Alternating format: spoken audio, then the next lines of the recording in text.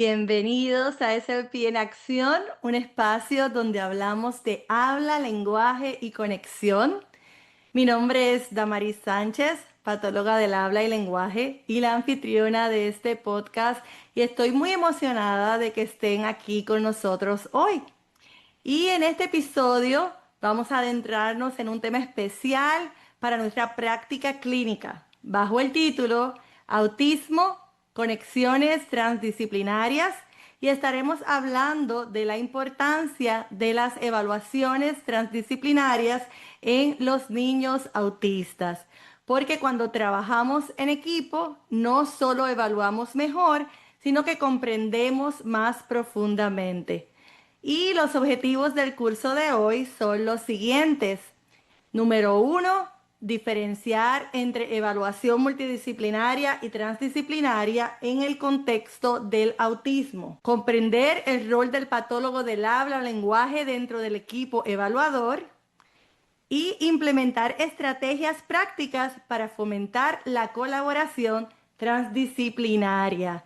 Y hoy estoy muy contenta y muy feliz porque para esta conversación tan importante me acompañan dos profesionales excelentes y me siento muy feliz de que me acompañen en el día de hoy. Y ellas son Lina Diorela Reyes y Kenia Anjara Reyes. Ambas son patólogas del habla y lenguaje y actualmente residen en el país de Honduras. Kenia y Lina son dos profesionales puertorriqueñas dedicadas al campo de la patología del habla y lenguaje. Actualmente trabajan como profesoras en la Universidad Nacional Autónoma de Honduras en Tegucigalpa, contribuyendo en la formación de futuros terapeutas y especialistas en comunicación humana. Poseen una maestría en patología del habla y lenguaje otorgada por la Universidad Carlos Albizu en San Juan, Puerto Rico, y un bachillerato en terapia del habla y lenguaje de la Universidad del Turabo en Gurabo, Puerto Rico. Han obtenido certificaciones en diferentes áreas especializadas, incluyendo motricidad orofacial, deglución, autismo e integración sensorial, lo que ha enriquecido su práctica profesional y labor académica. Ellas cuentan con más de 22 años de experiencia profesional en Puerto Rico, Estados Unidos y Honduras, trabajando en entornos clínicos y educativos. Además, son fundadoras del Centro de Estimulación del Habla y Lenguaje en Tegucigalpa, Honduras, donde contribuyen al bienestar comunicativo y funcional de la población. Así que, sin nada más, bienvenidas Lina y Kenia. Gracias por estar aquí. Saluden a nuestra audiencia en el día de hoy. Hola, de verdad que es una alegría poder estar conectados, ¿verdad? Hablando de este tema tan importante con Damaris, ex compañera de universidad hace unos pocos años atrás. Así que para mí es un placer. Eh, bueno, pues igual es que nosotros estudiamos con Damaris hace unos añitos, creo que nos grabamos en el 2005, ¿verdad? Añitos. Hace unos añitos nada más, nos graduamos en el 2005 del bachillerato, después nosotras pues comenzamos a estudiar la maestría y nada, estamos alegres por esta invitación, nos sentimos privilegiados de poder estar participando en esta noche aquí. Ahí estamos muy felices de tenerlas con nosotros. Como bien dijeron ellas, somos compañeras, estudiamos en el bachillerato en Puerto Rico, que mucho aprendimos con ese, ¿verdad?, primer grupo allí. Y la semana pasada tuvimos a la doctora Bow con nosotros, así que La para mí es un... eminencia. Exactamente. Así que yo me siento más que feliz de tenerlas hoy conmigo porque vamos a tener una conversación que me gusta mucho porque a mí una de las poblaciones mías favoritas es trabajar con niños con autismo. Así que hoy, ¿verdad? Vamos a estar hablando de autismo, conexiones transdisciplinarias. Y antes de comenzar de lleno en el tema, siempre tenemos que mencionar algunas declaraciones financieras. Así que en mi caso soy empleada de una organización sin fines de lucro y recibo una compensación de Speech Therapy PD por esta presentación. Y mis declaraciones no financieras, pues que soy miembro de ACHA y de FLACHA, la Asociación en la Florida de Patólogos del Habla. Y nuestras invitadas del día de hoy trabajan como profesoras en la Universidad Nacional Autónoma de Honduras y son fundadoras del Centro de Estimulación del Habla y Lenguaje en Tegucigalpa, Honduras. Quiero recordarles, ¿verdad?, a nuestra audiencia que al finalizar el curso tendremos una sesión para preguntas y respuestas, así que pueden añadir sus preguntas en el chat. Y ahora sí, vamos a entrar de lleno en el tema de hoy, Me gustaría establecer una base clara. Cuando hablamos de evaluaciones multidisciplinarias o transdisciplinarias, ¿a qué nos referimos exactamente? ¿Y por qué es tan importante, verdad, en el contexto de autismo? A ver, ¿quién quiere comenzar? Yo puedo empezar. Claramente cuando nos referimos a evaluaciones multidisciplinarias es cuando los diferentes especialistas van a evaluar por aparte. El psicólogo evalúa, el especialista en terapia ocupacional evalúa por aparte y el patólogo de habla evalúa por aparte, ¿verdad? Esto hace pues que la evaluación muchas veces sea un poquito más extendida. Y regularmente en esos tiempos de evaluación muchas veces no están los papás presentes, a menos que se les tome una escala de preguntas.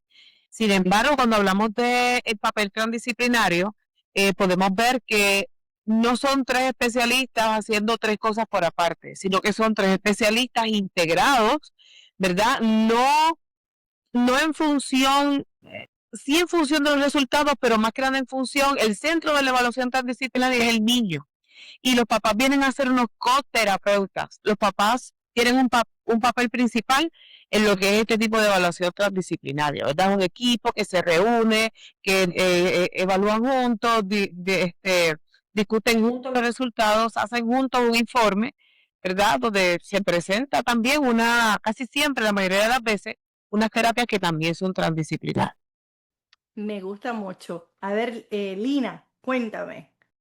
Miren, nosotros cuando yo trabajé en California, en Estados Unidos, para niños bien chiquititos, hacíamos como un tipo de evaluación transdisciplinaria, ¿verdad? Porque eran pequeñitos, era un poquito diferente a lo que nosotros hacemos acá, y la realidad es que nos pusimos a buscar un montón de literatura, ¿verdad?, para hablar de este tema, y no encontramos tanta investigación, ¿verdad?, en el efecto de las evaluaciones y tratamientos transdisciplinarios en niños dentro de TEA. Así que es un buen tema de investigación. Cuando nosotros venimos acá a Honduras, a diferencia de Estados Unidos, que yo puedo decir, a Damaris le gusta TEA, se lo voy a referir a este paciente, aquí la profesión básicamente no existía. Entonces, pues nos tocaba hacer como patólogas, todólogas, ¿verdad? Todas las áreas que dentro de la patología, que es bastante extenso, por eso ve que vamos a tener un montón de cursos en deglución motricidora facial, autismo, todo eso, por la necesidad del país. Así que cuando nosotros vimos la población de autismo tan grande que existe en el país y que sigue creciendo, creciendo, creciendo, vinimos con estas evaluaciones transdisciplinarias centrándonos en el paciente, no en nosotros como especialistas, sino en el paciente y el papá como parte del equipo evaluador, ¿verdad? Porque, ¿qué vemos a veces? Llega el paciente, es la primera vez que va al centro, que va al lugar, y empezamos a evaluar y en realidad nosotros no estamos viendo la capacidad total que tiene este niño. Nosotros estamos emitiendo un diagnóstico y un juicio, a veces basados en 2, 3 citas que vimos al niño, y eso no es todo lo que es el paciente. Entonces perdemos de perspectiva eh, el respeto, ¿verdad? Este pacientito, cómo integrarnos nosotros, ¿verdad? Porque a veces, ¿qué pasaba? En psicología nos decían, es que conmigo se portó de esta forma. En terapia sensorial, no, conmigo no cooperó. Y uno lo veía y decía, ¿a quién le creo? ¿A esta área o a esta área, verdad? Entonces decidimos hacer esas evaluaciones juntos porque podemos ver el comportamiento del niño, cada cual desde su punto de vista, y estamos todos ahí viendo cómo trabaja el niño, qué puede hacer, qué no puede hacer. Y al final, pues nos podemos reunir como un equipo, ¿verdad? Transdisciplinario para poder emitir un diagnóstico y no tanto el diagnóstico, ¿verdad? No es tanto centrarnos en un diagnóstico, sino en centrarnos en un plan de tratamiento que sea efectivo, viendo las necesidades del niño. ¿En qué área empezamos? ¿Qué servicio de terapias integradas vamos a ver primero? ¿El niño se va a ir a un lenguaje sensorial, un lenguaje ocupacional, o vamos a aplicar algún método, ABA, o va a ir a psicología, dependiendo de la necesidad del niño? Y eso es lo que nosotros hemos tratado de establecer ese precedente aquí en el país. Y creo que es bien importante y creo que es la manera más adecuada porque estamos viendo ese niño no desde una sola mirada, no solamente desde una perspectiva, ¿verdad? En nuestro caso como patólogos del habla, sino, ¿verdad? Toda esa foto grande, ¿verdad? Podemos mirar toda esa área y cada profesional, ¿verdad? De acuerdo a su disciplina, puede ver cuáles son esas necesidades de ese niño. Y yo creo que una manera de poder realizar un plan de tratamiento que realmente traiga buenos resultados, ¿verdad? Para ese niño. Ahora, quiero preguntarles, ¿cómo describirían cada una su camino profesional hacia el trabajo con personas, ¿verdad? O niños autistas? ¿Y qué las motivó a ustedes a especializarse en este campo? Yo quiero hablar, quiero hablar. No sé si te acuerdas cuando nosotras estudiamos el bachillerato juntas, un día Gianna Crison se reunió conmigo y con Lina y nos dijo, nadie quiere ir para este centro a hacer la terapia. No sé si recuerdas que las terapias, la práctica era 2 veces por semana, ¿verdad? Ajá. Entonces, a nosotros nos tocó hacerla 3 veces por semana, en un centro privado y en un lugar que era el que nadie quería ir en Carolina, que había que estar 2 veces por semana, de 7 a 2 o 7 a 3. Teníamos 10 pacientes cada una, 2 veces por semana allí, y todos tenían autismo. Todos, pero era severo.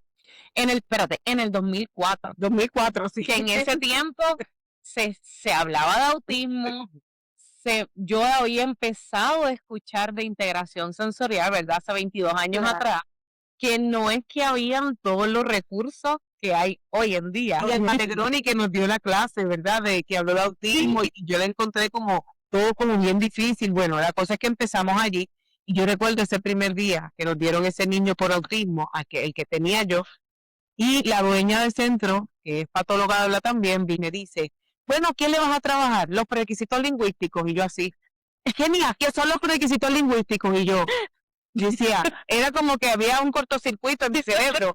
Contacto visual, atención, permanencia en objeto. Y yo, ajá, contacto visual. Pero entonces, ese día fue como bien difícil. Yo llegué a la casa con la camisa rota, mordida, con golpes. Y fue como algo como, yo lo sentí bien difícil, pero al mismo tiempo como un reto. Después nos fuimos sumergiendo ahí, y conocimos tantos padres, tantas anécdotas, tantos tratamientos. Me acuerdo que ese centro daban ABA, estaba la modificación de conducta, estaba la parte sensorial, habían padres que hablaban de eliminar petales pesados, que si el gluten, que Wow. si la caseína, que... Bueno, entonces nos empezamos a meter y fíjate que le agarramos como el amor. El amor. Ajá, ajá. Eso, le agarramos como el amor, la empatía, y como que seguimos trabajando en ese área, nos siguieron llegando pacientes. Ya cuando llegamos aquí a Honduras, que nos damos cuenta que en comparación con Puerto Rico y Estados Unidos, créanme que la cantidad es increíble. Sí. La cantidad de niños con autismo es increíble. Y también, miren, yo sé que dentro de la profesión hay satisfacción en todo, ¿verdad? Qué satisfactorio es que un niño que no podía decir la R la diga, pero también qué satisfactorio es que un niño que los papás no podían ir al supermercado con él por los berrinches, las conductas disruptivas y todo esto, de momento te digan, posiblemente uno no vea como estos grandes progresos, pero con que te digan, ayer fui al súper y no me hizo un berrinche.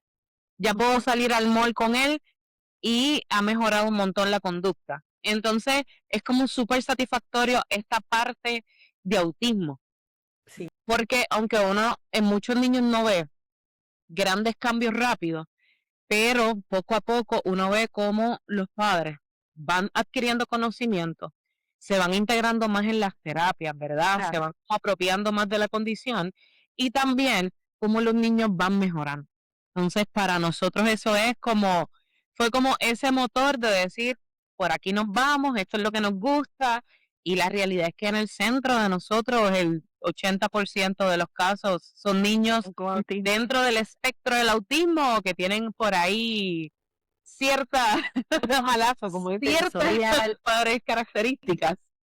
A mí me pasa igual. Yo siempre digo que de mi caseload, yo tengo un 80 o 90% de mis pacientitos también son con autismo y es maravilloso, como ustedes dicen, poder ver esos progresos, así sea, como yo digo, pequeños pasos, pero que vamos viendo, ¿verdad? Que ese niño comienza a hacer cosas, a tolerar cosas que antes no podía y cómo, ¿verdad? La familia podemos causar un impacto en la familia para que ellos se apropien, también conozcan más de su niño, cómo ayudar a su niño, porque esto se trata de un equipo, no podemos trabajarlo solos, definitivamente. Y por eso creo que este tema es tan importante, porque transdisciplinariamente, entre profesionales, los padres, maestros, todos podemos hacer la diferencia en la vida de uno de estos niños. Ahora, cuéntame un poquito, ¿cómo integran ustedes enfoque neurodiverso en su trabajo diario y qué impacto ustedes han visto en las familias que ustedes sirven?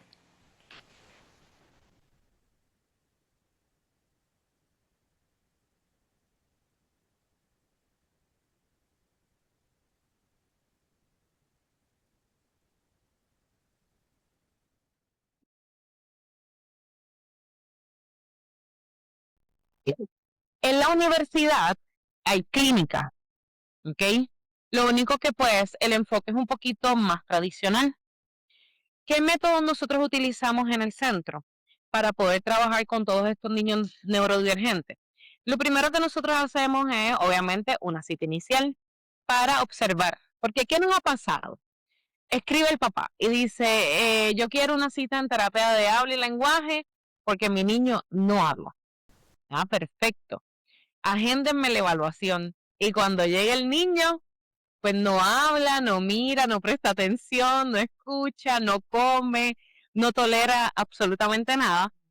Entonces nosotros tenemos como costumbre hacer con esa cita inicial, observar al paciente, llenar este historial y proceder, ¿verdad?, a lo que es la evaluación. Dentro de la oficina nosotros para niños con que estén dentro de, que sean neurodivergentes, tenemos diferentes programas. El programa número 1 a nosotros son las terapias integradas. Va a una evaluación transdisciplinaria y de ahí se decide a qué tipo de terapia va a ir. Puede ser una mezcla de modificación de conducta sensorial o puede ser lenguaje sensorial, puede ser psicología sensorial, puede ser ocupacional, lenguaje, es lo que se necesite. También esto depende de qué tipo de autismo salga el niño. Estas evaluaciones transdisciplinarias las utilizamos mucho para niños de 0 a 4 años que estén en riesgo de un posible problema, un trastorno del neurodesarrollo. ¿Okay? Lo hacemos hasta los 4 años cuando tenemos al psicólogo, porque ya después de los 5 años... Ahora sí. Ok, entonces, dependiendo el tipo de evaluación que se haga, es también el programa que va a ir. Hay un programa que a mí me gusta un montón que se llama SOSKI, ¿verdad? Y en ese programa, tenemos 100% de asistencia en neurodivergencia. ¿Ok? Ahí tenemos TA1, 2. Es que, permíteme. Me parece que mi micrófono falló. Ok. En ese programa que se llama SOSKI, nosotros tenemos diferentes tipos de pacientes, pero no solamente TEA. Podemos tener niños que tienen déficit de atención con hiperactividad o otro niño que esté dentro de lo que es neurodivergente. ¿Para qué es este programa? Este programa es como fase 2. La fase 1, terapias integradas. Ya cuando el niño se gradúa o pasa, ¿verdad? Se va de alta de sensorial o ya vemos que el lenguaje llegó a un nivel que necesita algo un poquito más complejo, pasa a SOSKI porque este programa es para trabajar habilidades pragmáticas, ¿verdad? Y se trabaja en grupo. Hay un especialista, un psicólogo especializado en el método ABA y un fonoaudiólogo. Entonces, son grupitos de terapia donde se trabaja lo conductual, pero también se trabaja todas estas destrezas sociales de cómo pedir, cómo jugar, cómo socializar, cómo hacer oraciones. Entonces, estas terapias para mí son como super cool porque es como un ambiente no tan estructurado, es más relajado y es de bastante conversación o juegos que hagan que nosotros podamos conversar.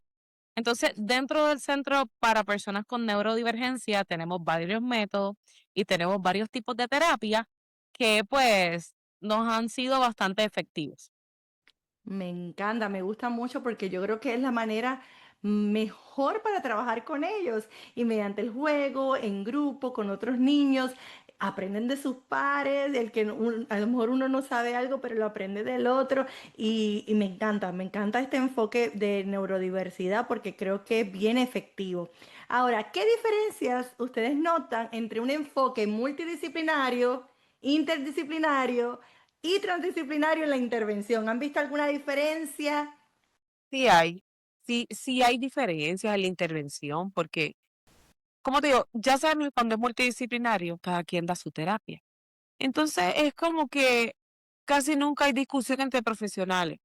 El interdisciplinario, aunque cada quien da su terapia y ellos se pueden reunir de vez en cuando, y nosotros hemos tenido la práctica ¿cómo te digo? De todos esos enfoques. El interdisciplinario es mucho más especial cuando se trata de tratamiento, porque tenemos ahí, o sea, tenemos a dos especialistas, por ejemplo, en la parte yo voy a dar un ejemplo de una forma de cómo nosotros trabajamos en esa parte integrada, porque se sabe y está probado que muchas veces cuando en terapia se practica, por ejemplo, una terapia transdisciplinaria de lenguaje y la parte sensorial, muchas veces cada quien hace como que lo suyo, porque estuve leyendo y cada quien como que trabaja lo suyo.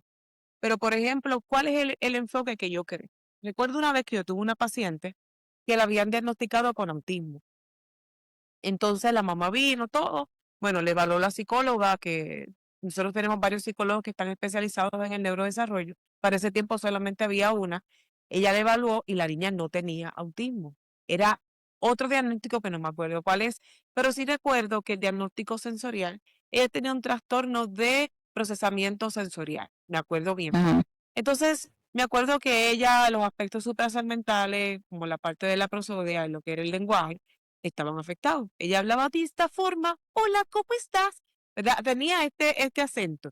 Pero en las pruebas estandarizadas de lenguaje, en la parte de la comprensión, la PLC5, la parte de la Ujú. expresión, me salía bajito, pero en la parte de la expresión me salía súper bien, no había problemas articulatorios, todo tenía que ver con la atención, con la comprensión y con el procesamiento. Y recuerdo que cómo nosotros trabajamos integral, ahí tenía dificultades también con la parte vestibular. La cosa es que parte de la terapia era, yo estaba en una esquina, otro especialista estaba en la otra esquina. Entonces, yo le decía a ella, ve y dile al especialista que mañana mi abuela va a hacer galletitas de chocolate. ¿Ok? La función del lenguaje ahí era memoria y que ella pudiera decirle a él, ¿verdad? Lo que yo le estaba diciendo. Luego de regreso, ella venía haciendo una actividad vestibular, ¿ok? Con un solo pie. Venía haciéndolo con un solo pie, que no recuerdo bien. Pero me acuerdo que cuando empezamos las terapias con ella fue a donde el terapista y no le dijo, mi abuelita va a hacer galletas de chocolate mañana. Ella dijo, ¿sabes? En las nubes hay brillos y colores y tenemos muchos unicornios. Hay unicornios de colores y vuelan. Y mañana voy a comer galletas de chocolate. Ella, Oh, wow. o sea, ella sí captó. Lo único es que ese procesamiento, ¿verdad? Esa combinación, pero luego ya se le dio de alta, ella superó los objetivos tanto de lenguaje como sensoriales. Acá antes los colegios privados como que no aceptaban niños con diagnóstico, ¿verdad? No eran muy inclusivos. Ahora ella en ese momento la aceptaron en ese colegio y ahí quedó, ¿verdad? Y bueno, pero sí es uno de los ejemplos de cómo nosotros trabajamos la terapia integral y realmente para mí es espectacular. Y tratamos de que el plan de intervención sea completamente integrado. Ejemplo, Muy bien. si el niño tiene un problema vestibular, es como estas son las actividades que se van a hacer a nivel vestibular del área sensorial. Pero estas son las actividades que se van a hacer de lenguaje para complementar con el área vestibular y trabajar esas conductas comunicativas que necesitan atención. Ay, eso está excelente y de verdad que hace la diferencia. A mí me pasa que, bueno, yo tengo mi oficina y es pequeña, pero cuando tengo un niño con autismo que yo sé que necesita, está afectada esa parte vestibular, sensorial, yo digo, no, hoy me voy a ir al gym del ocupacional y allí uno ve la diferencia cuando ese niño está en movimiento, cuando podemos usar el columpio, el trampolín, las pelotas, ya es otra manera, ya ellos empiezan a responder mucho mejor. Y me imagino que así pasa con ustedes cuando están en esas terapias transdisciplinarias, puedes ver, ¿verdad?, que ese niño se beneficia de recibir, ¿verdad?, los servicios integrados. Qué interesante, me gusta mucho. Así que continuamos con la colaboración transdisciplinaria. ¿Cuáles son esos elementos esenciales para que la colaboración entre, ¿verdad?, los patólogos, terapistas ocupacionales o sensoriales, psicólogos, educadores, sea realmente efectiva? ¿Qué ustedes creen que son esos elementos esenciales? Para mí que el elemento número uno es que cada especialista sepa cuál es su límite profesional, ¿verdad? Para mí eso es como una de las cosas que es súper importante y más estando en un país que básicamente el terapeuta de lenguaje no existía, es una profesión que empezó en el 2017. Wow. Hasta el 2023 se graduaron los primeros fonoaudiólogos. Todas las demás personas que trabajaban acá lenguaje eran personas empíricas, ¿verdad? Mucho psicólogo, mucho educador especial por la necesidad del país. Entonces, para mí es bien importante que cada especialista sepa su rol, que aunque yo esté certificada de integración sensorial, yo no me voy a meter en, ¿verdad?, en la parte ocupacional o el especialista que esté de integración sensorial, igual, viceversa, el psicólogo en su rol, todos en nuestro rol, para que pues la fiesta se lleve en paz y que nosotros en realidad podamos tener como una información fidedigna de la necesidad que tiene el niño. Para mí eso es número uno. Número dos es creer en todo este proceso transdisciplinario, porque cuando uno viene de un montón de años de trabajar solito, ¿verdad? Cada cual en su lugar, mandas al neurólogo, el neurólogo te da su input o el psicólogo, pero nada de juntarnos a decir qué vamos a hacer con este paciente, cuáles son las necesidades. Entonces, es una transición, el respetar y también el creer que este es una de las mejores formas de tratar a muchos niños, no solamente a los niños que tienen TEA o son neurodivergentes, sino también niños con síndrome de Down o con Claro. algunos síndromes. Porque miren, a veces no llegan pacientes con algunos síndromes que yo cuando los veo en consulta inicial, a pesar de que llevo 20 y pico de años haciendo esto, digo, oh my God, señor, ¿por dónde empiezo aquí? Porque la realidad es que uno no es todólogo, ¿verdad? Uno no Claro. sabe todo. Y nosotros tenemos una amiguita, ¿verdad? En Puerto Rico que estudió con nosotros la maestría que sí la hostigamos y le preguntamos un montón de cosas Sí, a veces, ¿verdad? Em, pero para mí que esos son como los primeros dos puntos que es importante para que estas terapias, estas evaluaciones transdisciplinarias sean un éxito. También cómo le comunicamos al papá, cómo lo hacemos parte del equipo evaluador. Em, ¿Cómo le damos la confianza de que no sea un papá que va a ir como a interrumpir, sino que es un papá que vaya a formar parte, que nos dé información necesaria y que sepa cómo trabajar, ¿verdad? En ese equipo evaluador por el bien de su hijo? ¿Por qué claro, es mejor un niño que un padre? Yo puedo tener mucho conocimiento, ¿verdad? Sobre el habla y lenguaje o cuáles son los hitos del desarrollo y todo eso, pero jamás y nunca voy a conocer más a un paciente de lo que Eso, conoce a sus papás. claro. Y algo importante es que en este tipo de evaluación no hay jerarquías, ¿ok? Nadie es más importante que nadie. Inclusive yo sé de evaluaciones tan disciplinarias que puede haber un médico. Pero claro. lamentablemente la opinión del médico no puede tener más peso que la del terapista ocupacional o el terapista del lenguaje. Es bien importante el formato de informe de evaluación que se usa y otra cosa súper importante es que los objetivos sean medibles. ¿Verdad? Tenemos un niño con autismo en grado 3 y que llega y lo primero que los papás van a decir es, yo quiero que mi niño se comunique y que hable así como hablo yo, pero uno como especialista no va a poner un objetivo de fulanito de tal hablará en conversaciones con un 90% de adecuacidad, porque sabemos que eso no es real.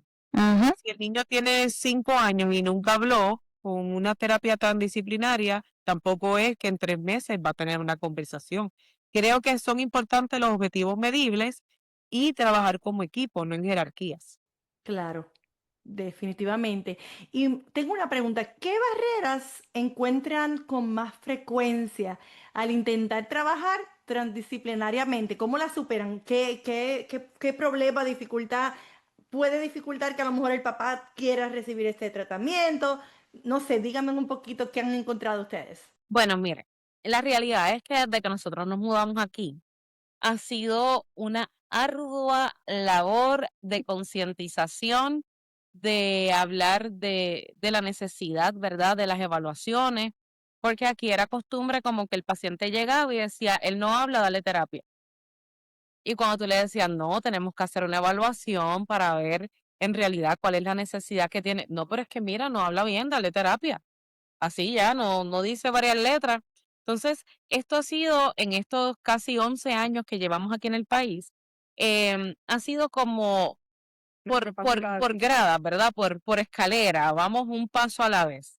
Eh, Hablar de la concientización de las necesidades del fonoaudiólogo, de qué es lo que hace, de que si los niños tienen condiciones, no hay que esconderlo, que no sea un tabú, que no es un pecado. Esto ha sido como un trabajo poco a poco. ¿Qué es lo más que nosotros hemos tenido dificultad en las evaluaciones transdisciplinarias? Pues los papás a veces, ¿verdad? Tienen como esa renuencia a no quiero que me hablen de la A, ¿verdad? De esa A que le tenemos miedo. Ujú. Yo llego a cita inicial y yo quiero que tú como especialista me digas, no, esto es un problema solamente de comunicación y llegan con ese temor. Y yo hay algo que siempre hablo en las consultas iniciales y le digo, mire, yo diagnóstico de autismo no puedo dar porque yo no soy psicóloga, no soy neuróloga, pero mi recomendación es que pues sí se haga una evaluación para saber si tiene o no tiene. Porque ese miedo de los papás de que le digan que su hijo tiene o no tiene autismo, a veces es lo que frena a que el papá busque un poquito más. Más ayuda, correcto. Yo a veces le digo a los papás, le hago el ejemplo, si usted tuviera diabetes, ¿qué usted hace? Bueno, pues voy al doctor, si me tengo que inyectar, hago ejercicio, cambio la dieta. Yo le digo, es lo mismo. Si su hijo sale con autismo, entonces una rutina. Se cambian, se hacen los cambios que se tengan que hacer en casa, se procede a terapia, qué tipo de terapia para tratar, no estoy comparando, ¿verdad? El autismo y la diabetes, no, pero es como que los papás logren internalizar ese proceso de que tenemos que evaluar para saber si hay o no hay. Ese es el primer paso. Y eso es lo que a veces es un poquito más complicado. Voy a dar un story time de lo que Lina está diciendo. En una consulta inicial llegó este matrimonio, llegó papá, llegó mamá, ya mamá. Creo que mamá estaba un poquito más convencida de lo que estaba pasando. Llegó el niño, 4 años. Obviamente nosotros no diagnosticamos autismo, pero cuando uno lo ve, uno dice, este niño definitivamente tiene autismo. Nunca había ido a ningún lugar a tratarse, nada. El papá llega con una actitud bastante fuerte y llegó con 4 libros de cuentos. El papá pone los 4 libros de cuentos encima de la mesita y pone el niño nunca miró los libros de cuentos, sino que hacía otras cosas. Entonces, es que la mano, la mano, no. Entonces, ¿qué pasa? El papá me dice, bueno, yo le empecé a explicar y me dice, no, aquí vamos a hacer lo que dice el neurólogo. El neurólogo me dijo que yo lo iba a traer aquí y que lo que él necesitaba era que yo le leyera cuentos, pero a mí se me hace difícil y por eso yo traje esos 4 libros de cuentos para que ustedes se los lean. Entonces yo le dije, mire, estoy observando los 4 libros de cuentos y veo que los 3 están nuevos y uno está usado. Uno está gastado, roto. Quiere decir que ese es el libro de cuentos. Con el niño lo tiene todo el tiempo en la mano, lo muerde. Con ese sí, solamente se le gusta. Yo le dije, bueno, vamos a empezar a hablar de la integración sensorial. Sabemos que el lenguaje tiene un fundamento, sabemos que el habla tiene un fundamento, pero el fundamento del habla y del lenguaje es la integración sensorial. Vamos a empezar por ese tema, porque es un tema interesante, la realidad, a mí me gusta un montón. Entonces, empecé a hablar, el papá bajo la guardia. Yo le dije en todo momento, no estoy diciendo que su niño tiene autismo, esto lo hace un psicólogo, y yo recomiendo que el psicólogo lo evalúe para que haga un diagnóstico para ver si tiene o no tiene y salir de dudas, ¿verdad? Porque a veces, ¿sabe? Todo niño con autismo va a tener dificultades de integración sensorial, modulación o proposición sensorial. pero todo niño con dificultades sensoriales tiene por qué tener autismo, ¿verdad? Claro. Entonces, el papá bajó un poquito la guardia y, bueno, aceptó la evaluación y definitivamente el niño sí, pues tenía autismo. Y sí, a veces son conversaciones que a veces son un poco difíciles. A mí también me pasa y muchas veces me toca ser la primera en darle, ¿verdad? Decirle, mira, ¿por qué no hacemos esa cita, ¿verdad? Acá en Estados Unidos, ¿verdad? Con el neurólogo, que usualmente es el que hace el diagnóstico. Porque al final yo le digo, no nos vamos a enfocar en el diagnóstico, pero sí es necesario saber si tiene o no, porque también, por ejemplo, acá en Estados Unidos, si tiene el diagnóstico, pues es más fácil accesar ciertos servicios, la cantidad de terapias, y entonces al final queremos que el niño pueda avanzar. Y si el niño no tiene autismo, y perfecto, ya le hicimos rule out, eso ya lo descartamos. Pero sí, yo creo que, y en un mes como este, ¿verdad? En abril, en el mes de la concientización, es tan importante educar a las familias, educar a la comunidad, para que no sea un tabú, para que si tú ves, ¿verdad? Que hay unas señales, unas características, no esperes a que sea tarde, porque yo digo que la intervención temprana definitivamente es clave en que estos niños, ¿verdad? Puedan avanzar, porque yo siempre digo, esos primeros 3 años son tan importantes, hay tanta, ¿verdad? Neuroplasticidad, y esos cerebros son como esponjas absorbiendo, y podemos también a veces hasta evitar que comiencen a tener ciertos comportamientos, y si empezamos temprano. Entonces yo creo que este es el tiempo donde hace falta mucha educación, tanto a las familias, en las escuelas, en las comunidades, para que sepan que hay que buscar ayuda, que hay recursos, pero hay que buscarlos, ¿verdad? Y orientarse. Ahora, ¿qué aportes únicos ofrece un patólogo del habla dentro de un equipo transdisciplinario trabajando con autismo? En verdad, en nuestro rol como patólogos del habla o fonoaudiólogos. Pues mira, como decía Kenia, ¿verdad? Aquí nadie es más importante, pero somos los más top. Me gusta.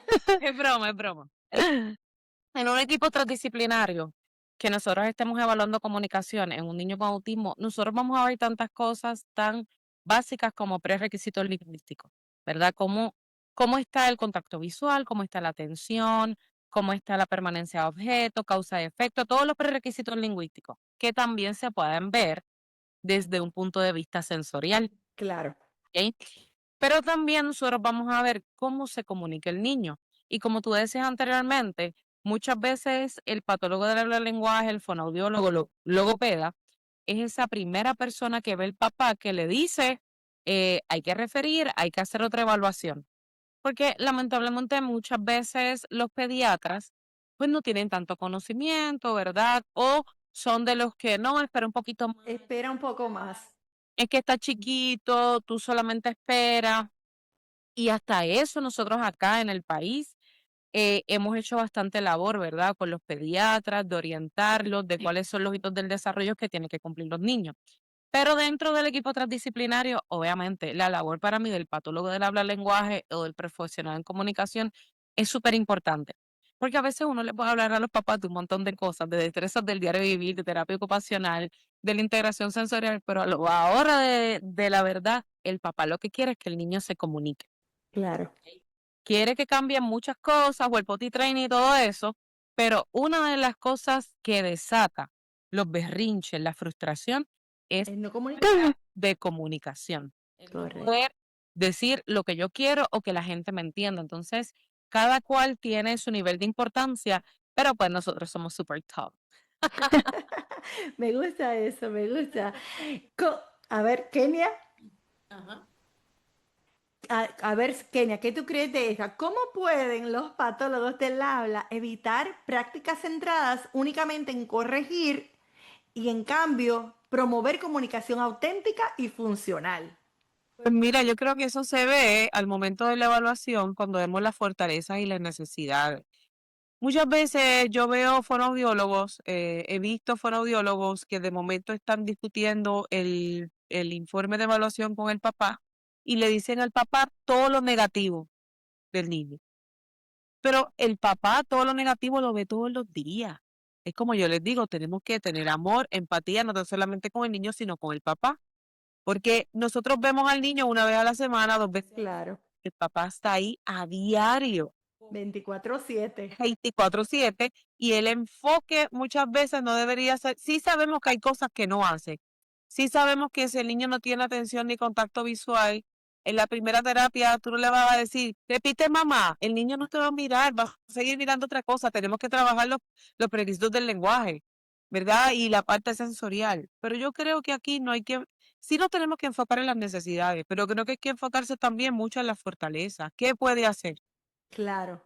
Como para quitar tanta corrección, tanto vocabulario negativo y sobre todo la paciencia. Mire, aquí la paciencia, a veces Ay, es clave, definitivamente. hay especialistas, los especialistas, por ejemplo, en el centro, niños con autismo los trabajan de 2 en 2. Pero Lina y yo trabajamos muchos años de uno en uno. Yo tengo un gran problema en mi espalda baja, lastimado de por vida, haciendo Wow. fuerza. ¿Verdad? Haciendo fuerza, pues con un pacientito, que uno tiene que respirar profundo y simplemente seguir trabajando, no enojarte, o sea, te van a dar cabezazos, lo que sea, pero uno tiene que estar. Me pasó hoy. Es La duro. primera vez que me alan del pelo, me sacaron pelo literalmente, pero yo amo a ese niño. Bueno, yo de aquí podríamos hacer un libro Sí, de lo que sufre el patólogo. Sí, entonces yo creo que enfocarse bastante en las cosas que sí puede hacer el paciente. Y también, miren, a veces uno tiene una idea de esto es lo que yo quiero que el niño haga y no necesariamente eso va a funcionar. Y también tenemos que tener en cuenta que es un niño que merece respeto y que nosotros lo tratemos con empatía y con amor.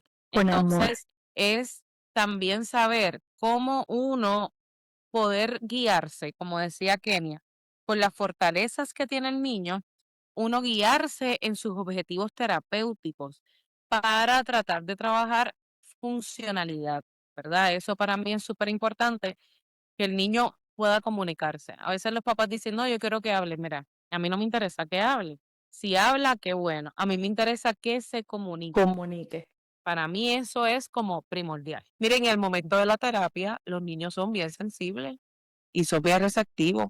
Si tú llegaste a la terapia enojado por una situación personal Ujú. y tú estás en tu corazón, estás airado, estás molesto por esa situación, Ellos lo sienten. lo sienten. Y por más que tú pongas una sonrisa, tú sabes que, bueno, vamos a empezar. El niño lo siente y se va a revolcar más todavía. Ujú, Ahí es que se definitivamente. uno sabe qué es lo que uno está soltando, ¿me entiendes? Eso que uno está soltando, y todas esas cosas son bien importantes. Sí, y yo siempre algo que yo digo, especialmente cuando uno comienza, ¿verdad? Las sesiones con el niño, esas primeras sesiones tenemos que lograr conexión. Yo creo que primordial, más que todo, hay que conectar con ese niño, que ese niño quiera venir a la terapia, que quiera estar contigo, que se sienta cómodo, que se sienta amado, que se sienta respetado.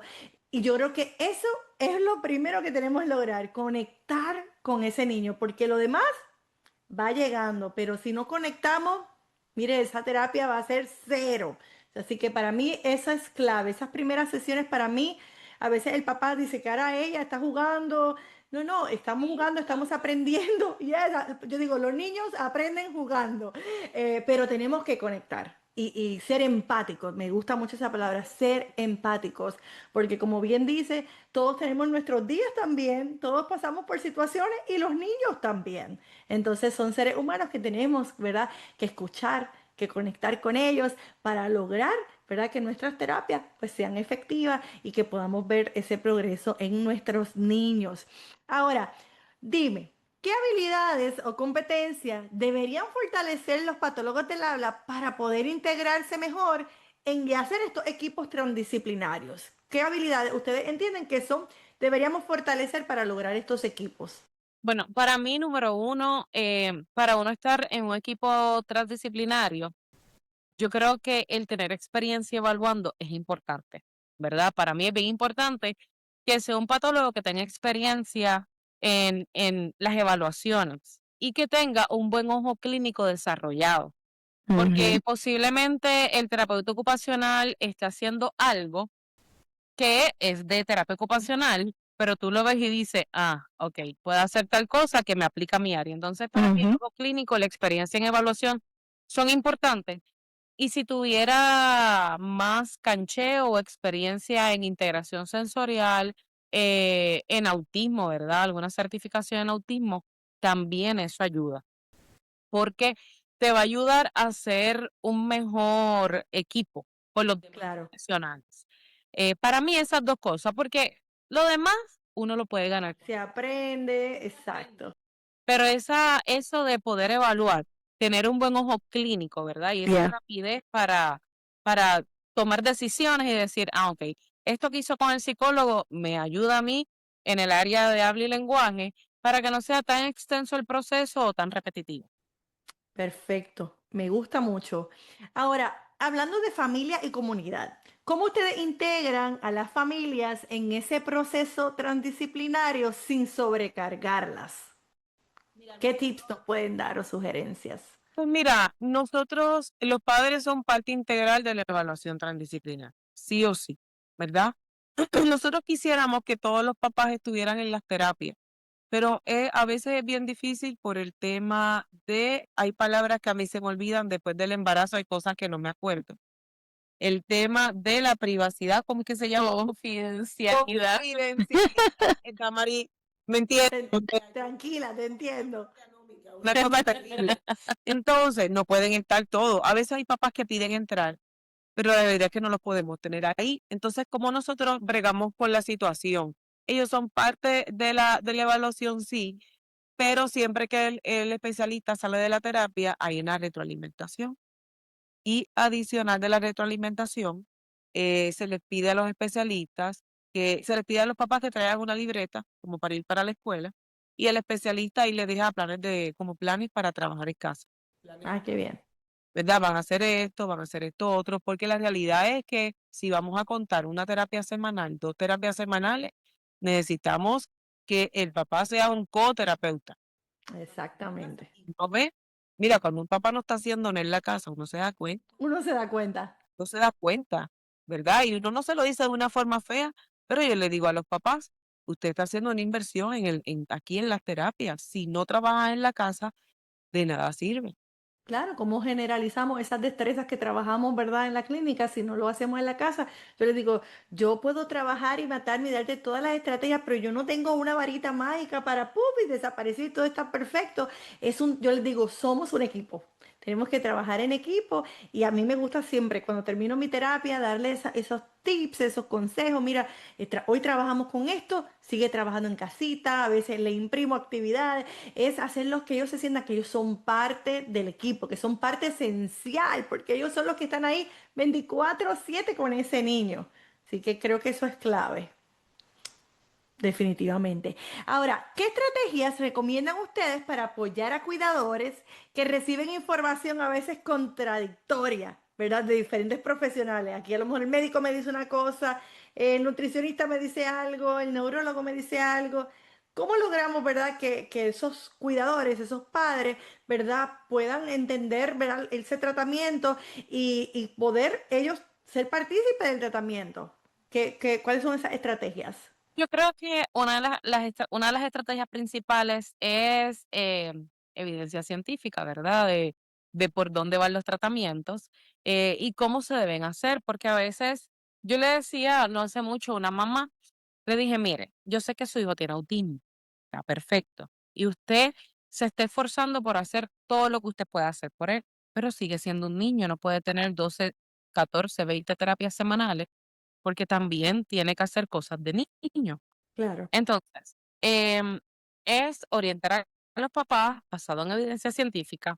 Número 2, nosotros tenemos buenas relaciones con los médicos, con los neurólogos, pediátricos, con otros tipos de especialistas. Entonces, podemos hacer como interconsultas para estar todos como en una misma página. claro. Porque si no, los papás van a estar como una pelotita de ping-pong, como tú dices. El médico me dijo esto, reboto, el nutricionista esto, pero la de lenguaje me dice esto, pero el de integración sensorial me dice lo otro. Entonces el papá está como rebotando por todos lados, sin aterrizar ni empoderarse de algo en específico para poder ayudar a su hijo. Entonces, para mí, eso son como cosas bien claves.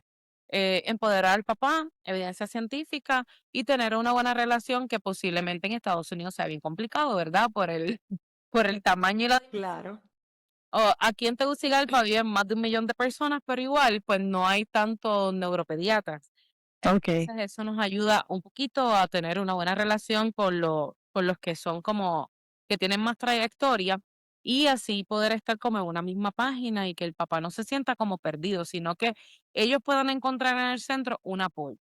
Y también, otra cosa que hacemos son como escuelitas para padres gratuitas, ¿verdad? Donde los papás se pueden conectar y hablamos de diferentes temas, ya sea del autismo u otras cosas. Me gusta, qué lindo eso de la escuelita. Creo que porque al final se necesita mucha educación.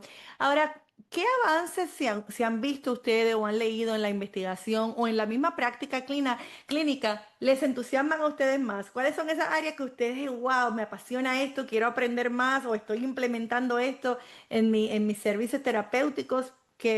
¿Qué nos pueden sugerir ustedes? Mira, yo he visto, hay avances con IA, con la inteligencia artificial. Eh, he leído de varias cosas, pero la realidad del caso es que no hay tantísima evidencia científica en el tema de terapias transdisciplinarias, vamos a decir, el lenguaje con otra... ah, con otra- Me encantaría hacer un programa de investigación y especialmente acá en Honduras, que investigaciones científicas así de lenguaje o autismo no hay casi, prácticamente no hay. Que sería un gran reto para nosotros, por ejemplo, implementar eso en el país como tal. Mira, yo he visto que hay mira, uno viene de la escuela americana, ¿verdad? Ujú. Puerto Rico y esa es la escuela. Pero en otros países como Brasil, Chile, Argentina, están teniendo un montón de tecnología para tratar tantas cosas, ¿verdad? Láser en cerebrito, para estimular ciertas áreas del cerebro. Hay un montón de terapias bien dirigidas como, ajá, a trabajar no solamente la parte funcional como nosotros lo hacemos, sino trabajar directamente a nivel de cerebro. Yo de verdad quisiera tener el tiempo y los recursos El tiempo y los recursos. irme, mira, como un mes a Brasil, a ver qué están haciendo en Brasil con TEA, irme a Chile y a otros países, porque la realidad es que desde que nosotros estudiamos, ahora, si uno no se actualiza, uno está como un dinosaurio, porque la vida ha cambiado al Muchísimo. 100% de nuestras bases como estudiantes. Pero ahora hay tantos recursos en el internet En net, claro. potencial, ¿verdad? Que eso es un arma de doble filo. Hay que saberlo utilizar. Hay que Digamos. saberlo utilizar, pero hay un montón de tecnologías, de células madre. Hay un casito que yo sigo mucho en TikTok, que es de una niña que tiene parálisis cerebral bastante severa. Y esta mamá yo la admiro porque ella ha viajado el mundo Wow. buscando las últimas tecnologías que ella pueda hacer para su hija, porque es una parálisis cerebral tan severa que la realidad es que la niña no tenía básicamente ni movimiento. Wow. Le han inyectado unas células madres en México, es algo que no está aprobado por la FDA, pero pues es algo, ¿verdad? Claro. Un estudio que están haciendo en México y la niña ha empezado a levantar la cabeza, a moverla, a estirar los bracitos, a tener contacto visual. Entonces, para mí eso es como súper de admirar este tipo de papá que vuelan el mundo buscando qué hacer con su hijo. Y de Claro. estos casos hay varios, gracias ahora a Dios tenemos redes que nosotros Exacto. enterarnos de todo, de todas estas cosas que se están haciendo, pero Damaris, tecnologías hay Muchísimas. lo que No, Y necesitamos. y algo que yo pienso, no nos podemos quedar atrás, como tú dices, no nos podemos quedar en dinosaurio. Esto es en nuestro campo tenemos que estar continuamente aprendiendo. Por eso me gusta mucho, ¿verdad? Esto que hace Speech Therapy PD, de seguir trayendo toda esta información, todos estos temas para todo tipo de terapistas, ya sea que trabaje con niños, en escuela, en hospital, en ambiente natural. Tenemos que aprender, tenemos que certificarnos, buscar qué te apasiona y no tenemos que saberlo todo, pero si te apasiona autismo, pues mira, certifícate en autismo, te apasiona trabajar con los AAC devices, ¿verdad? Las tecnologías, las tabletas, que para ayudar, ¿verdad? En el caso de autismo, muchos de nuestros niños no verbales utilizan, ¿verdad? Estos métodos de comunicación alternativa. So, yo creo que lo bueno es que hoy tenemos la tecnología que nos ayuda a conectarnos, nos ayuda a aprender lo que está pasando, ¿verdad? En otros países, qué investigaciones se están haciendo y tenemos que seguir aprendiendo y avanzando para el bienestar de nuestros pacientes, para poderlos ayudar de la mejor manera. Ahora, yo les pregunto, ¿cómo ustedes se imaginan el futuro del trabajo transdisciplinario en autismo? Digamos en los próximos 5 a 10 años, ¿qué es o qué ustedes envisionan, verdad? ¿Que ustedes les gustaría ver? A ver, no sé, Kenia. No tan solamente en el centro de nosotros, sino en muchos lugares en Honduras. Yo veo un futuro con evaluaciones y terapias más refinadas, no perfeccionistas, sino más perfeccionadas, más afinadas, más especializadas en el autismo. Eh, He visto varios centros que han abierto y ofrecen también las terapias y las evaluaciones transdisciplinarias. Y yo siempre, es mi anhelo en mi corazón que estas personas sí pues hayan tomado cursos, ¿verdad? Que sepan lo que van a hacer. Exacto. Fíjate que yo veo que hay un gran boom en el autismo. Ujú. Yo tengo una acreditación que hice que habla del autismo desde la parte médica. Ok. Disbiosis intestinal, ay Dios mío, la microbiota, la flora, inflamaciones a nivel neurológico, que el autismo se considera como una encefalopatía, que es una enfermedad multisistémica, porque ahora también le están llamando enfermedad. Ahora mismo eso está como que surgiendo, que sí que es una enfermedad, porque fallan varios órganos. Hay una doctora que yo sigo en TikTok, que ella es especialista en microbiota, y ella habla de cómo niños con autismo tienen dificultad en el hígado, en los riñones, en el páncreas, porque es algo multisistémico.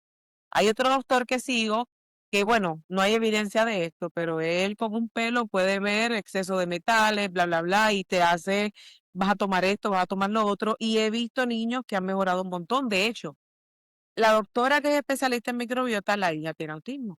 Y ella ha visto cómo han mejorado increíblemente, mejorando la flora intestinal, la microbiota. Y yo veo que hay como un boom en el área del autismo. Hay muchas cosas que están saliendo que antes no se sabía. Yo recuerdo para el 2004, cuando hicimos aquella práctica, había una niña que era gemela y una de ellas tenía deficiencia de carnitina. Y eso daba como resultado, no era que tenía autismo, sino que tenía características. Aquí en Honduras tuve una paciente que me llegó de 2 años que parecía que tenía autismo y casualmente tenía deficiencia de carnitina. Mm.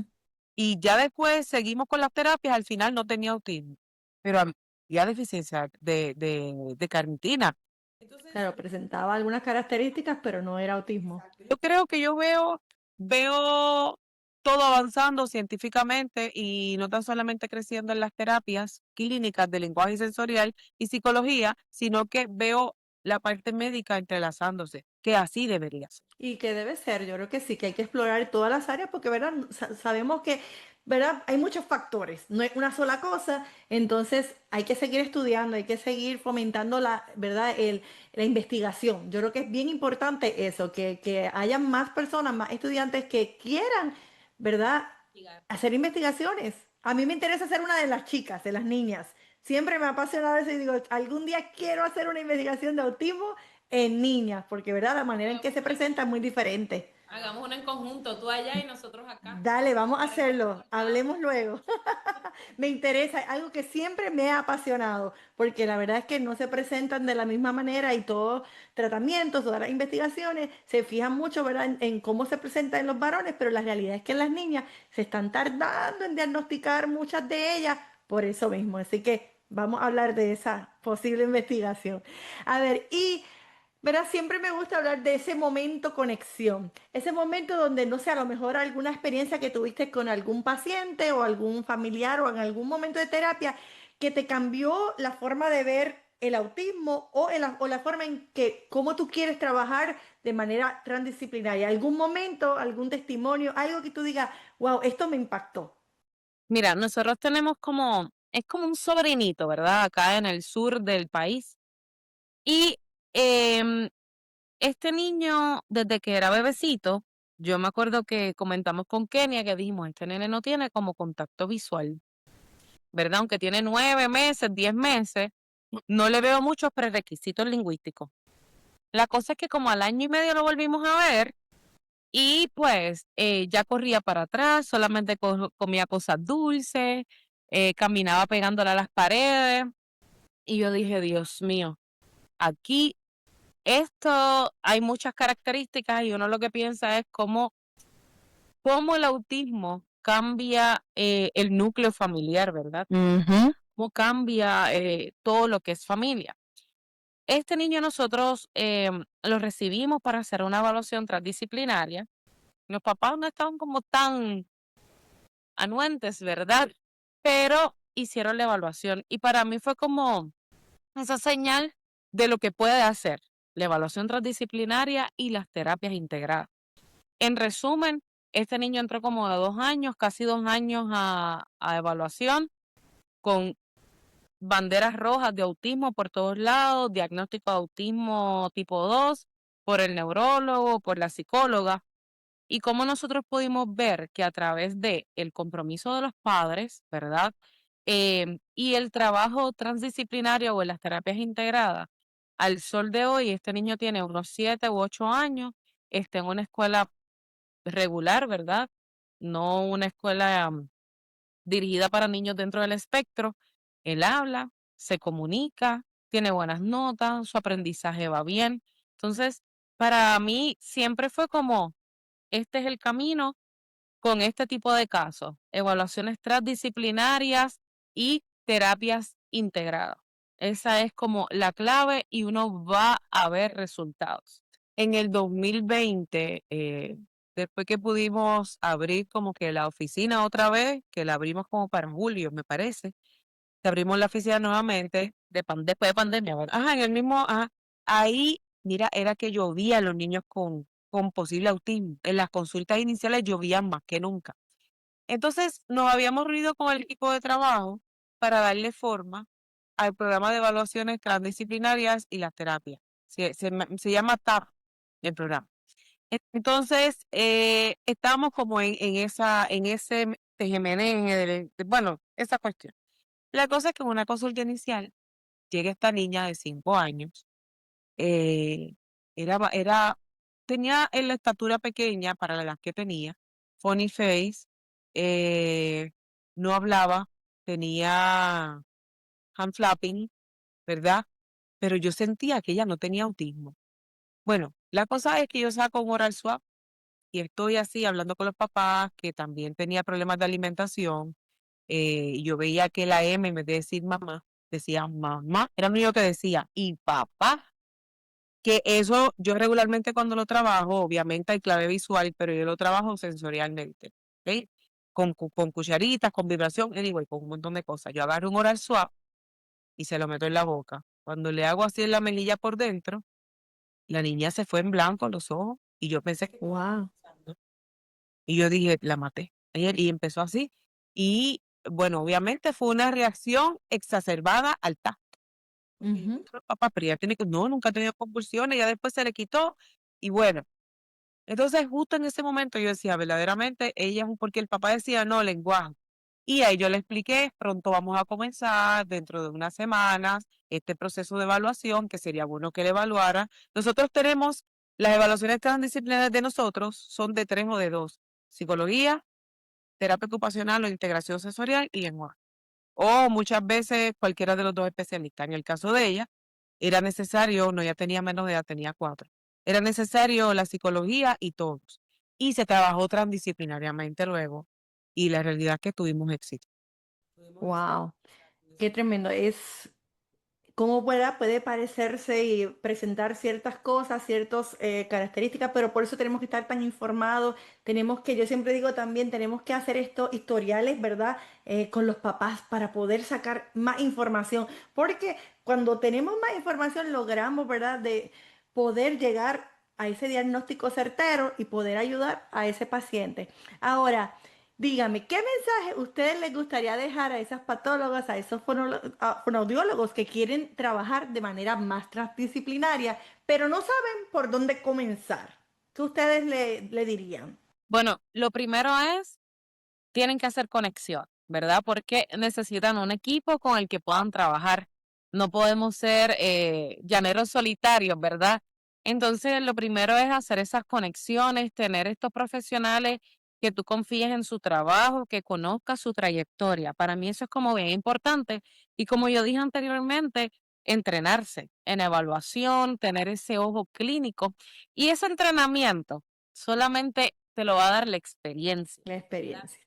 Yo a mis estudiantes de bachillerato les digo, miren, ustedes quieren ser buenos fonodiólogos, busquen un trabajo en un lugar que hayan cientos de pacientes, que usted esté, mire, hasta aquí de pacientes todo el día, porque el ver tanto paciente, el ver tanta condición, es lo que te va a dar como ese ojo clínico y esa experiencia. Para mí eso es súper importante. Y entrenarse en evaluación y estudiar integración sensorial, hacer certificados de neurodesarrollo, ¿verdad? Para que uno tenga un conocimiento más profundo de todas estas dificultades neurodivergentes o del neurodesarrollo que nosotros tenemos que evaluar el área de comunicación. Para mí esas tres cositas son esenciales. Invertir, se llama invertir y también certificados en oromotor, alimentación. Nación. Sí, son muchas áreas que tenemos que trabajar y tenemos que conocerlo, y más si este es tu fuerte, si esta es tu pasión, ¿verdad? Porque claro, hay patólogos que dicen, no, yo solamente quiero trabajar con los sonidos o con lenguaje, pero si a ti te apasiona esta población como te apasiona a Kenia, a Lina y a mí, pues entonces tenemos que prepararnos más. Y esa fue una de las preguntas ahí en el live. Estaban preguntando, ¿dónde puedo certificarme en autismo? Bueno, depende de dónde te residas, en tu país. Hay muchas áreas, así que a esa persona que escribió, mándenos un email y claro que sí, le vamos a dar más información de acuerdo a dónde reside. Lo bueno es que hoy en día hasta muchas certificaciones se pueden hacer online también, así que no hay excusa para no aprender, ¿correcto? Ahora, si hay algo que queremos que se lleven hoy es esto. El autismo no se comprende en fragmentos. Y cuando unimos disciplinas, no solo evaluamos, sino que realmente comprendemos. Entonces yo creo que es importante verlo, ¿verdad? Cómo podemos ayudar cada profesional, cómo podemos lograr hacer estos equipos. Y aún si no lo puedes hacer como un equipo transdisciplinario, pero tienes la oportunidad de trabajar, ¿verdad? Con un terapeuta ocupacional, sensorial, psicólogo, pues mire, y compartes ese mismo paciente, hablemos. ¿Cómo podemos, verdad, llegar a un punto donde nos podamos beneficiar todas las diferentes disciplinas para el bienestar de ese niño? Así que estaba mirando a ver si teníamos alguna pregunta. Voy a leer por aquí. Alguien nos puso un comentario. Me gusta saber de estos temas. Me gustaría saber dónde puedo sacar alguna licenciatura para trabajar con niños neurodivergentes. Otra pregunta. Certificaciones. Bueno, ahora al final vamos a dar la información de las redes, de Lina, de Kenia, mías también. Y ahí, ¿verdad? Nos pueden escribir y claro que con mucho gusto les vamos a poder dar más información de acuerdo de dónde se estén conectando. Quiero darle las gracias, Lina y Kenia, por haberme acompañado, ¿verdad? En este episodio de SOPs en Acción. Y aquí yo digo SOPs en Acción y todos los profesionales que trabajan junto a nosotros tenemos que estar en acción. Y entonces les doy gracias a ustedes por compartir su conocimiento, su experiencia y sus corazones en un tema que a mí me apasiona. Y, ¿verdad? Nos gustaría saber cómo las personas pueden conectarse con ustedes, conocer más de lo que ustedes están haciendo, si es que están allí a lo mejor en Honduras, en dónde las pueden conectar, ya sea por LinkedIn, ya sea por su Instagram. Denos un poquito de información. Bueno, a nosotros nos pueden contactar, ¿verdad? A través de las redes de la página de la empresa. Básicamente nosotras somos las que contestamos los mensajes. En Instagram aparece como Contacto CEL, CEHL. Esa es la página de Instagram. En Facebook también aparece como Centro de Estimulación de Habla y Lenguaje. Ahí se pueden comunicar con nosotros, nos pueden enviar un mensaje, ¿verdad? A través de las páginas o nos pueden enviar un correo a contactocel@gmail.com. CEL es CEHL, Centro de Estimulación de Habla y Lenguaje. Y ahí igual, nosotros somos las que contestamos cualquier duda, pregunta, orientación, información que necesiten, para eso estamos. Perfecto, me encanta, muchas gracias. Y de verdad, les digo a los que nos están escuchando, si este episodio resonó contigo, compártelo con otro colega, con tu equipo, con tus padres, con alguien que crea, ¿verdad?, en el poder de la colaboración. Recuerden que al finalizar este episodio pueden completar el material en Speech Therapy PD para obtener 0.1 HCUs. Y recuerden que cuando integramos miradas, transformamos diagnósticos. Y ahora sí, recuerden compartir este episodio. Ya esta semana salen todas las plataformas de podcast. Y de verdad, muchas gracias Lina y Kenia por su tiempo. Les deseamos éxito en todo lo que estén haciendo. Y bueno, quedamos en la conversación para la investigación. Muchas gracias y ya será hasta la próxima. Que tengan lindo día. Al igual.